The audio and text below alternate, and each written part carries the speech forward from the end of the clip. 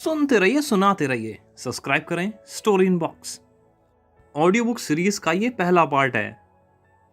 ये स्टोरी आपके लिए लेके आया हूं प्रेमचंद जी द्वारा रचित कुछ स्टोरीज में से एक, दो बैलों की कथा। जानवरों में गधा सबसे बुद्धिहीन समझा जाता है। हम जब भी आदमी को पहले दर्जे का बेवकूफ़ कहना चाहते हैं तो उसे गधा कह देते हैं। गधा सचमुच बेवकूफ़ है या उसके सीधेपन, उसकी निरापद सहिष्णुता ने उसे यह पदवी दे दी है, इसका निश्चय नहीं किया जा सकता। गाय सींग मारती है। ब्याई हुई गाय तो अनायास ही सिंघनी का रूप धारण कर लेती है।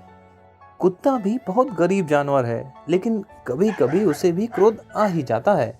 लेकिन गधे को कभी भी क्रोध करते नहीं सुना ना देखा। जितना चाहे उस गरीब को मारो, चाहे जैसी खराब सड़ी हुई घास उसके सामने डाल दो, उसके चेहरे पर कभी असंतोष की छाया भी न दिखाई देगी। वैशाख में चाहे एक आध बार कुलेल कर लेता हो, पर हमने तो उसे कभी खुश होते नहीं देखा। उसके चेहरे पर एक स्थायी विषाद स्थायी रूप से छाया रहता है। सुख दुख हानि लाभ किसी दशा में भी बदलते नहीं देखा। ऋषियों मुनियों के जितने गुण हैं वह सभी उसमें पराकाष्ठा को पहुंच गए हैं, पर आदमी उसे बेवकूफ कहता है। सद्गुणों का इतना आदर कहीं नहीं देखा। कदाचित सीधापन संसार के लिए उपयुक्त नहीं है। देखिए ना, भारतवासियों की अफ्रीका में क्या दुर्दशा हो रखी है। क्यों अमेरिका में उन्हें घुसने नहीं दिया जाता? बेचारे शराब नहीं पीते, 4 पैसे कुसमय के लिए बचा कर रखते हैं, चीत तोड़ कर काम करते हैं, किसी से लड़ाई झगड़ा नहीं करते, 4 बातें सुनकर गम खा लेते हैं, फिर भी बदमाश हैं। कहा जाता है जीवन के आदर्श को नीचा करते हैं। अगर वे भी ईंट का जवाब पत्थर से देना सीख जाते तो शायद सभ्य कहलाने लगते। जापान की मिसाल सामने है। एक ही विजय से उसे संसार की सभ्य जातियों में गढ़ माना जाता है। लेकिन गधे का एक छोटा भाई और भी है जो उससे कुछ ही कम गधा है, और वह है बैल। जिस अर्थ में हम गधा का प्रयोग करते हैं, कुछ उसी से मिलते जुलते अर्थ में बछिए के ताऊ का प्रयोग भी करते हैं। कुछ लोग बैल को शायद बेवकूफों में सर्वश्रेष्ठ कहेंगे, मगर हमारा विचार ऐसा नहीं। बैल कभी कभी मारता भी है, कभी कभी अड़ियल बैल भी देखने में आ जाता है, और भी कई रीतियों में वह अपना असंतोष प्रकट कर देता है। अतएव उसका स्थान गधे से नीचा है। झूरी काची के दोनों बैलों का नाम है हीरा और मोती। दोनों पछाई जाति के थे, देखने में सुंदर, काम में चौकस, डील में ऊंचे। बहुत दिनों साथ रहते रहते दोनों में भाईचारा हो गया था। दोनों आमने सामने या आसपास बैठते हुए एक दूसरे से मूक भाषा में विचार विनिमय करते थे। एक दूसरे के मन की बात कैसे समझी जाता है हम नहीं कह सकते। अवश्य उनमें कोई ऐसी गुप्त शक्ति थी जिससे जीवों में श्रेष्ठ का दावा करने वाले मनुष्य वंचित हैं। दोनों एक दूसरे को चाट कर और सूंघ कर अपना प्रेम प्रकट करते थे। कभी कभी दोनों सींग भी मिला लिया करते थे, विग्रह के भाव से नहीं, केवल विनोद के भाव से, आत्मीयता के भाव से। जैसे दोस्तों में घनिष्ठता होती है, घोल घप्पा होने लगता है। इसके बिना दोस्ती कुछ फुसफुसी, कुछ हल्की फुल्की रहती है, जिस पर ज्यादा विश्वास नहीं किया जा सकता। जिस वक्त यह दोनों बैल हल या गाड़ी से जोत दे जाते थे और गर्दनें हिला हिला कर चलते, तो हीरा की यही चेष्टा होती थी कि ज्यादा बोझ मेरी ही गर्दन पर रहे। दिन भर के बाद दोपहर या संध्या को दोनों खुलते तो एक दूसरे को चाट चाट कर अपनी थकान मिटा लिया करते। नाद में खली भूसा पड़ जाने के बाद दोनों साथ उठते, साथ नाद में मुंह डालते और साथ ही बैठते थे। एक मुंह हटा लेता तो दूसरा भी हटा लेता था। संयोग की बात, झूरी ने एक बार गोई को ससुराल भेज दिया। बैलों को क्या मालूम वे क्यों भेजे जा रहे हैं। समझे, मालिक ने हमें बेच दिया। पीछे से हाँकता तो दोनों दाएं बाएं भागते, पगहिया पकड़कर आगे से खींचता तो दोनों पीछे की ओर जोर लगाते, मारता तो दोनों सींग नीचे करके हुंकारते।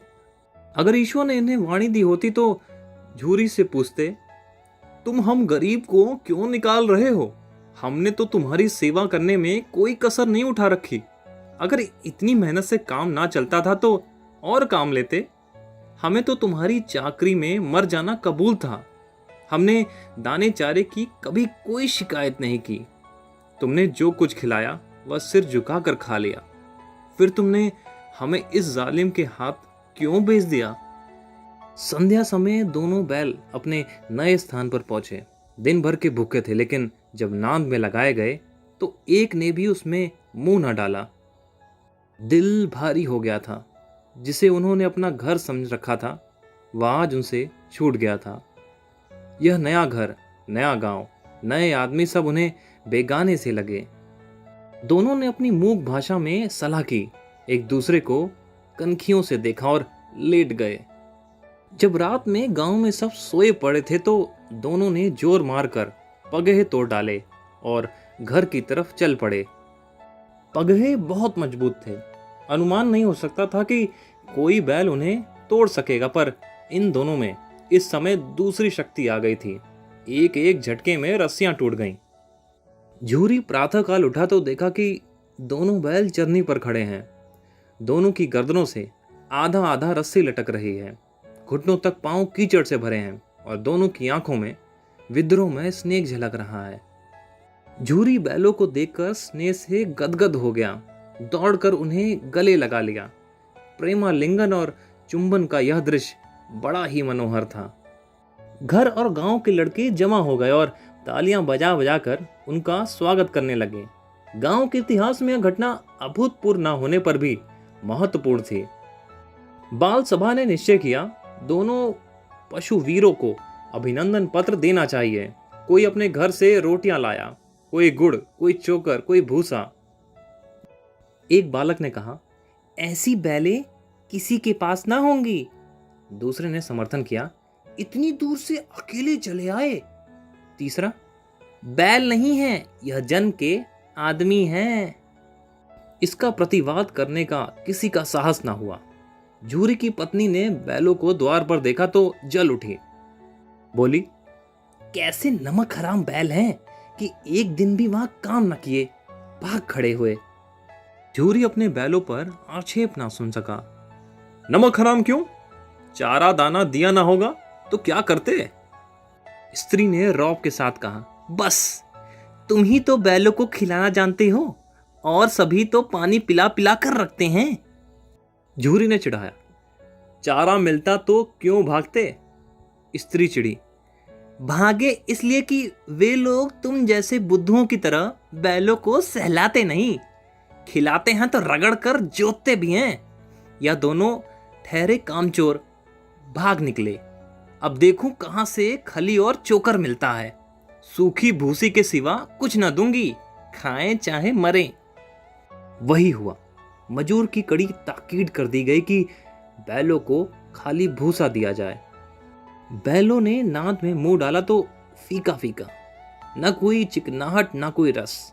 क्या खाएं? आशा भरी आंखों से द्वार की ओर ताकने लगे। झूरी ने मजदूर से कहा, थोड़ी सी खली क्यों नहीं डाल देता बे? मालकिन मुझे मार ही डालेगी। चुरा कर डाला। ना दादा, पीछे से तुम भी उन्हीं किसी कहोगे। दूसरे दिन झूरी का साला फिर आ गया और बैलों को ले चला। अब की बार उसने दोनों को गाड़ी में जोता। 2-4 बार मोती ने गाड़ी को सड़क की खाई में गिराना चाहा, पर हीरा ने संभाल लिया। वह ज्यादा सहनशील था। संध्या समय घर पहुंचकर उसने दोनों को मोटी रस्सियों से बांधा और कल की शरारत का मजा चखाया। फिर वही सूखा भूसा डाल दिया। अपने दोनों बैलों को खली, चूनी सब कुछ दी। दोनों बैलों का ऐसा अपमान कभी ना हुआ था। झूरी उन्हें फूल की छड़ी से भी ना छूता था। उसकी टिटकार पर दोनों उड़ने लगते थे। यहां पर मार पड़ी। आहत सम्मान की व्यथा तो थी ही, पर उस पर मिला सूखा भूसा। नाद की तरफ आंख तक न उठाई। वह मारते मारते थक गया, पर दोनों ने पांव न उठाया। एक बार जब उस निर्दयी ने हीरा की नाक पर खूब डंडे जमाए तो मोती का गुस्सा काबू से बाहर हो गया। हल लेकर भागा। हल, रस्सी, जुआ सब टूट टाट कर बाहर हो गया। गले में बड़ी बड़ी रस्सियां ना होती तो दोनों पकड़ाई में ना आते। हीरा ने मूक भाषा में कहा, भागना व्यर्थ है। मोती ने उसी भाषा में उत्तर दिया, तुम्हारी तो उसने जान ही ले ली थी, अब की बड़ी मार पड़ेगी। पढ़ने दो, बैल का जन्म लिया है तो मार से कहां तक बचेंगे। गया तो आदमी के साथ दौड़ा आ रहा है, दोनों के हाथों में लाठियां हैं। मोती बोला, कहो तो दिखा दूं कुछ मजा, मैं भी लाठी लेकर आ रहा है। हीरा ने समझाया, नहीं भाई, खड़े हो जाओ, मुझे मारेगा तो मैं एक दो को गिरा दूंगा। नहीं, हमारी जाति का यह धर्म नहीं। मोती दिल में ऐंठ कर रह गया। गया आ पहुंचा और दोनों को पकड़कर ले चला। कुशल हुआ कि उसने इस वक्त मारपीट न की, नहीं तो मोती भी पलट पड़ता। उसके तेवर देखकर रह गया और उसके सहायक समझ गए कि इस वक्त टाल जाना ही मुनासिब है। आज दोनों के सामने फिर वही सूखा भूसा लाया गया। दोनों चुपचाप खड़े रहे। घर के लोग भोजन करने लगे। उसी वक्त एक छोटी सी लड़की 2 रोटियां लिए निकली और दोनों के मुंह में देकर चली गई। उस एक रोटी से उनकी भूख तो क्या शांत होती, पर दोनों के हृदय को मानो भोजन मिल गया। यहां भी किसी सज्जन का वास है। लड़की भैरव की थी, उसकी मां मर चुकी थी। सौतेली मां उसे मारती रहती थी, इसलिए इन बैलों से उसे एक प्रकार की आत्मीयता हो गई थी। दोनों दिन भर जोते जाते, डंडे खाते, शाम को थान पर बांध दिए जाते और रात को वही बालिका उन्हें 2 रोटियां खिला जाती। प्रेम के इस प्रसाद की यह बरकत थी कि 2-2 गाल सूखा भूसा खाकर भी दोनों दुर्बल न होते थे, मगर दोनों की आंखों में, रोम रोम में विद्रोह भरा हुआ था। एक दिन मोती ने मूक भाषा में कहा, अब तो यहां नहीं रहा जाता हीरा। क्या करना चाहते हो? एकाध को सींगों से उड़ाकर फेंक दूंगा। लेकिन जानते हो वो प्यारी लड़की जो हमें रोटियां खिलाती है, उसी की लड़की है जो इस घर का मालिक है। वह बेचारी अनाथ हो जाएगी। तो मालकिन को ना फेंक दूं? वही तो उस लड़की को मारती है। लेकिन औरत जात पर सींग चलाना मना है, यह भूले जाते हो।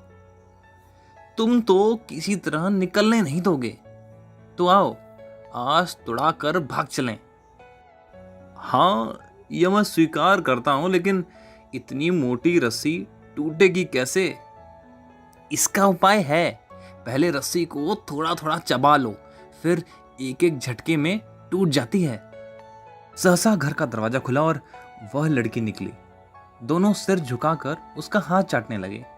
दोनों की पूंछ खड़ी हो गई। उसने उनके माथे सलाए और बोली, खोल देती हूं, चुपके से भाग जाओ, नहीं यहां लोग मार डालेंगे। आज घर में सलाह हो रही है कि इनकी नाकों में नाथ डाल दी जाए। उसने गराम खोल दिया, पर दोनों चुपचाप खड़े रहे। मोती ने अपनी भाषा में पूछा, अब चलते क्यों नहीं? हीरा ने कहा, चले तो, लेकिन कल इस अनाथ पर आफत आएगी, सब इसी पर संदेह करेंगे। सहसा बालिका चिल्लाई, दोनों फूफा वाले बैल भाग जा रहे हैं। ओ दादा, दोनों बैल भागे जा रहे हैं, जल्दी दौड़ो। गया हड़बड़ा कर भीतर से निकला और बैलों को पकड़ने चला। वह दोनों भागे। गया ने पीछा किया। वह और भी तेज हुए। गया ने शोर मचाया, फिर गांव के कुछ आदमियों को साथ लेने के लिए लौटा। दोनों मित्रों को भागने का मौका मिल गया। सीधे दौड़ते चले गए, यहां तक कि मार्ग का ज्ञान ना रहा। जिस परिचित मार्ग से आए थे उसका पता न था। नए नए गांव मिलने लगे। तब दोनों एक खेत के किनारे खड़े होकर सोचने लगे, अब क्या करना चाहिए। हीरा ने कहा, मालूम होता है राह भूल गए। तुम भी तो बेतहाशा भागे, वहीं उसे मार गिराना था। उसे मार गिराते तो दुनिया क्या कहती। वह अपना धर्म छोड़ दें, लेकिन हम अपना धर्म क्यों छोड़ें। दोनों भूख से व्याकुल हो रहे थे। खेत में मटर खड़ी थी, चरने लगे। रह रहकर आहट ले लेते थे, कोई आता तो नहीं। जब पेट भर गया, दोनों ने आजादी का अनुभव किया। तो मस्त होकर उछलने कूदने लगे। पहले दोनों ने डकार ली, फिर सींग मिलाई और एक दूसरे को ठेलने लगे। मोती ने हीरा को कई कदम पीछे हटा दिया, यहां तक कि वह खाई में गिर गया। तब उसे भी क्रोध आया, संभल कर उठा और फिर मोती से भिड़ गया। मोती ने देखा खेल खेल में झगड़ा हुआ चाहता है तो किनारे हट गया। अरे वह क्या, कोई सांड दौड़ता चला आ रहा है। हाँ, सांड ही है। वह सामने आ पहुंचा। दोनों मित्र बगले झांक रहे थे। सांड पूरा हाथी है, उससे भिड़ना जान से हाथ धोना है, लेकिन न भिड़ने पर भी तो जान बचती नहीं नजर आती। इन्हीं की तरफ आ रहा है, कितनी भयंकर सूरत है। मोती ने मूक भाषा में कहा, पूरे फंसे, जान कैसे बचेगी, कोई उपाय सोचो। हीरा ने चिंतित स्वर में कहा, अपने घमंड में भूला हुआ है, आरजू विनती न सुनेगा। भाग क्यों ना चले? भागना कायरता है। तो फिर यही मरो, बंदा तो 9-2-11 होता है। और जो दौड़ाने लगा, तो फिर कोई उपाय सोचो जल्दी। उपाय यही है कि उस पर दोनों जने एक साथ चोट करें। मैं आगे से रगेदता हूं, तुम पीछे से रगेदो। दोहरी मार पड़ेगी तो भाग खड़ा होगा। जो ही मेरी ओर झपटे तुम बगल से उसके पेट में सींग घुसा देना। जान जोखिम में है, पर दूसरा उपाय भी नहीं है। दोनों मित्र जान हथेली पर लेकर लपके। सांड को कभी संगठित शत्रुओं से लड़ने का तजुर्बा ना था। वह तो एक शत्रु से मल्ल युद्ध करने का आदी था। ज्यों ही हीरा पर झपटा, मोती ने पीछे से दौड़ाया। सांड उसकी तरफ मुड़ा तो हीरा ने रगेदा। सांड चाहता था कि एक एक करके दोनों को गिरा ले, पर यह दोनों उस्ताद थे, उसे यह अवसर न देते थे। एक बार सांड झल्लाकर हीरा का अंत कर देने के लिए चला कि मोती ने बगल से आकर उसके पेट में सींग भोंक दिया। सांड क्रोध में आकर पीछे फिरा तो हीरा ने दूसरे पहलू में सींग चुभा दिया। आखिर बेचारा जख्मी होकर भागा और दोनों ने दूर तक उसका पीछा किया, यहां तक कि सांड बेदम होकर गिर पड़ा। तब दोनों ने उसे छोड़ दिया। दोनों मित्र विजय के नशे में झूमते चले जा रहे थे। मोती ने अपनी सांकेतिक भाषा में कहा, मेरा जी चाहता है कि बच्चों को मार ही डालूं। हीरा ने तिरस्कार किया, गिरे हुए बैरी पर सींग नहीं चलाना चाहिए। यह सब ढोंग है, बैरी को ऐसा मारना चाहिए कि फिर न उठे। अब कैसे घर पहुंचे यह सोचो, पहले कुछ खा लें तब सोचें। सामने मटर का खेत था ही। मोती उसमें घुस गया। हीरा मना कर रहा, पर उसने एक न सुनी। अभी 2 ही 4 ग्रास खाए थे कि 2 आदमी लाठियां लेते हुए दौड़ पड़े और दोनों मित्रों को घेर लिया। हीरा मेड़ पर था, निकल गया। मोती सींचे हुए खेत में था। उसके खुर कीचड़ में धंसने लगे। भाग न सका, पकड़ लिया गया। हीरे ने देखा संगी संकट में है, लौट पड़ा। फंसेंगे तो दोनों फंसेंगे। रखवालों ने उसे भी पकड़ लिया।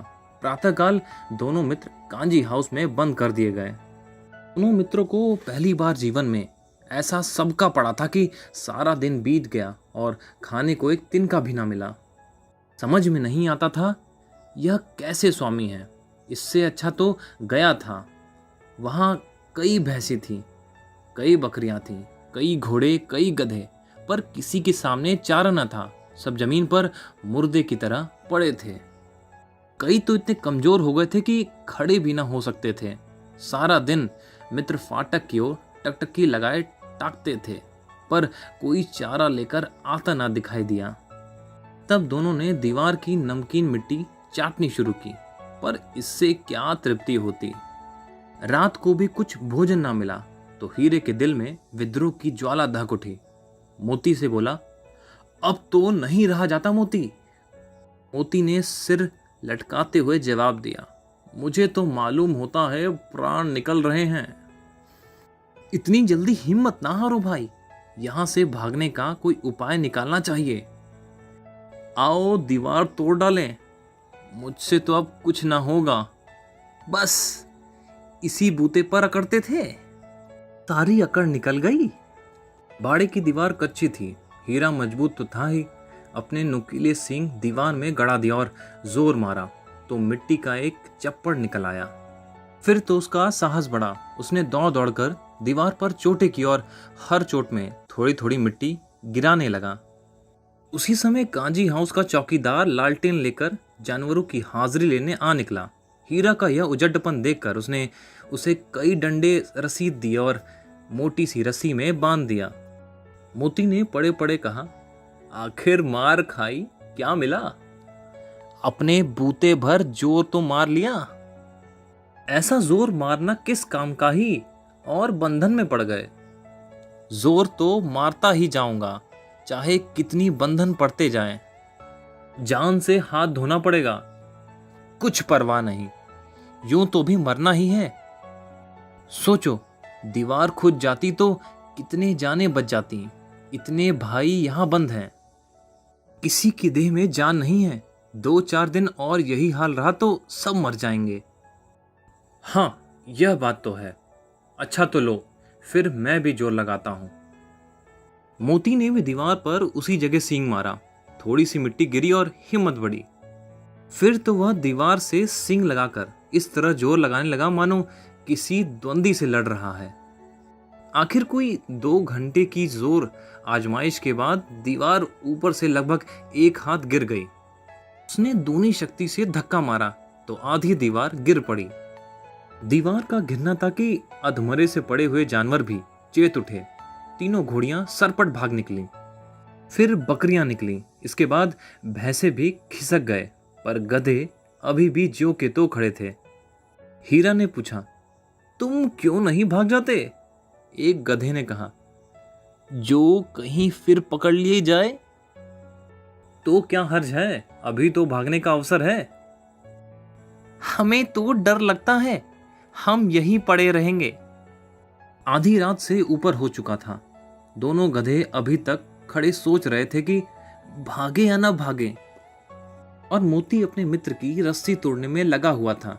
जब वह हार गया तो हीरा ने कहा, तुम जाओ, मुझे यहीं पड़े रहने दो, शायद कहीं भेंट हो जाए।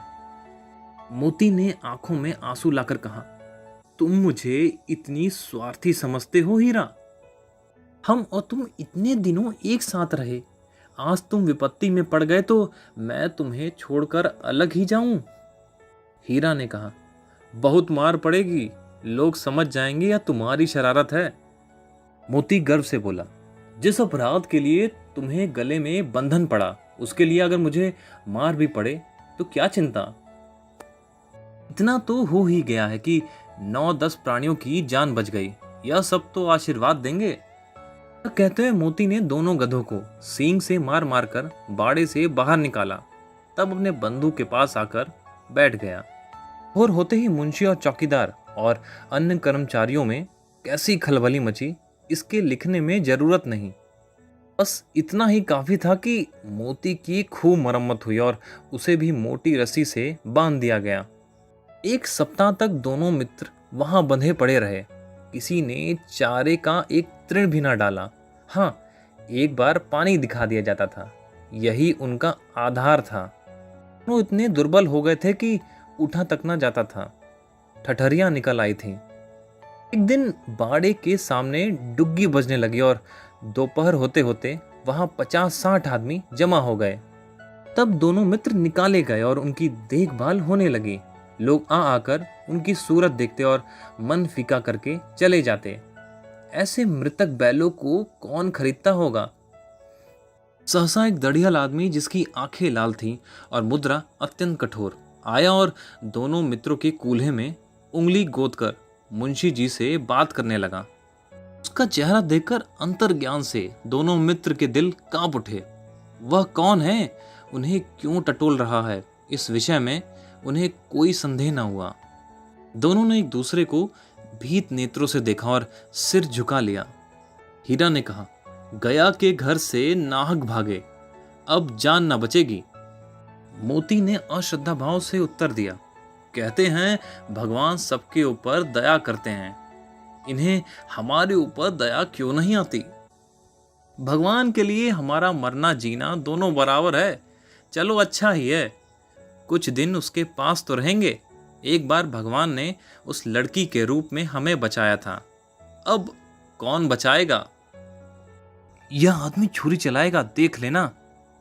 तो क्या चिंता, मांस, खाल, सींग, हड्डी सब किसी ना किसी काम आ जाएगी। नीलाम हो जाने के बाद दोनों मित्र उस दड़ियल के साथ चले। दोनों की बोटी बोटी कांप रही थी, बेचारे पांव तक न उठा सकते थे, पर डर के मारे गिरते पड़ते भागे जाते थे, क्योंकि वह जरा भी चाल धीमी हो जाने पर जोर से डंडा जमा देता था। राह में गाय बैलों का रिवाड़ हरे हरे घास में चरते नजर आया। सभी जानवर प्रसन्न थे, चिकनी चपल। कोई छलता था, कोई आनंद से बैठा पागुर करता था। कितना सुखी जीवन था इनका, पर कितने स्वार्थी हैं सब। किसी को चिंता नहीं है कि उसके दो भाई वाधिक के हाथ पड़े कैसी दुखी हैं। सहसा दोनों को ऐसा मालूम हुआ यह परिचित रहा है। हाँ, इसी रास्ते से गया उन्हें ले गया था। वही खेत, वही बाग, वही गांव मिलने लगे। प्रति क्षण उनकी चाल तेज होने लगी। सारी थकान, सारी दुर्बलता गायब हो गई। हाँ, यह लो, अपना ही इलाका आ गया। इसी कुएं पर तो पुर चलाने आया करते थे। हाँ, यही कुआं है। मोती ने कहा, हमारा घर नजदीक आ गया है। हीरा बोला, भगवान की दया है, मैं तो अब घर भागता हूं। यह जाने देगा? इसे मार गिराता हूं। नहीं नहीं, दौड़कर थान पर चलो, वहां से हम आगे न जाएंगे। दोनों उन्मत्त होकर बछड़ों के भांति कुलेल करते हुए घर की ओर दौड़े। वह हमारा थान है। दोनों दौड़कर अपने थान पर आए और खड़े हो गए। दड़ियल भी पीछे पीछे दौड़ा चला आता था। झूरी द्वार पर बैठा धूप खा रहा था। बैलों को देखता ही दौड़ा और उन्हें बारी बारी से गले लगाने लगा। मित्रों की आंखों से आनंद के आंसू बहने लगे। एक झूरी का हाथ चाट रहा था। दड़ियल ने जाकर बैलों की रस्सियां पकड़ ली। झूरी ने कहा, मेरे बैल हैं। तुम्हारे बैल कैसे? मैं मवेशी खाने से नीलाम लिया आता हूं। मैं तो समझता हूं चुराए लिए आते हो। चुपके से चले जाओ, मेरे बैल हैं। मैं बेचूंगा तो बिकेंगे। किसी को मेरे बैल नीलाम करने का क्या अधिकार है? जाकर थाने में रपट लिखा दूंगा। मेरे बैल हैं, इसका सबूत यह है कि मेरे द्वार पर खड़े हैं। दड़ियल झल्लाकर बैलों को जबरदस्ती पकड़ ले जाने को बढ़ा। उसी वक्त मोती ने सींग चलाया। दड़ियल पीछे हटा। मोती ने पीछा किया। दड़ियल भागा। मोती पीछे दौड़ा। गांव के बाहर निकल जाने पर वह रुका, पर खड़ा दड़ियल का रास्ता देख रहा था। दड़ियल दूर खड़ा धमकियां दे रहा था, गालियां निकाल रहा था, पत्थर फेंक रहा था, और मोती विजयशूर की भांति उसका रास्ता रोके खड़ा था। गांव के लोग तमाशा देख रहे थे और हंसते थे। जब दड़ियल हार मानकर चला गया तो मोती अकड़ता हुआ लौटा। हीरा ने कहा, मैं डर रहा था कि कहीं तुम गुस्से में आकर मार ना बैठो। अगर वह मुझे पकड़ता तो मैं भी मारे ना छोड़ता। अब ना आएगा। आएगा तो दूर से ही खबर लूंगा, देखूं कैसे ले जाता है। जो गोली मरवा दे, मर जाऊंगा, उसके काम ना आऊंगा। हमारी जान को कोई जान ही नहीं समझता, इसलिए कि हम इतने सीधे होते हैं। जरा देर में नाद में खली, भूसा, चोकर, दाना भर दिया गया और दोनों मित्र खाने लगे। झूरी खड़ा दोनों को सहला रहा था और 20 लड़के तमाशा देख रहे थे। सारे गांव में उत्साह सा मालूम होता था।